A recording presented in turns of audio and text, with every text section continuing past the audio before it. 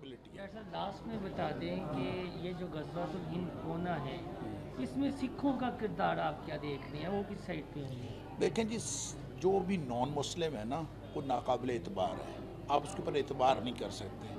और कहा जाता है अल कुफ्र मिल्लतुन वाहिदा। देखें, जब भी सफ़बंदी होती है ना, तो इस्लाम और एंटी इस्लाम की होती है।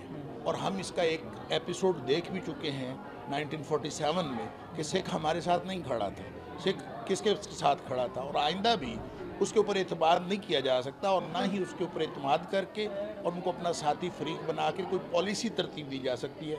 हाँ, किसी भी मौके पर आप किसी भी गैर कौम से मदद ले सकते हैं, मुआहदा हो सकता है, वो सिखों से भी हो सकता है, वो कम्युनिस्ट से भी हो सकता है, वो किसी से भी हो सकता है, बशर्ते कि आप किसी मौके पर उस वक्त के जो हालात हैं और जो वक्त का तकाजा है उसके मुताबिक किसी से भी इत्तेहाद कर दें और वो आपके साथ मुआवनत कर दें, तो ये पॉसिबल है, इसमें जायज़ भी है और शरई तौर पर कोई ममानियत भी नहीं है।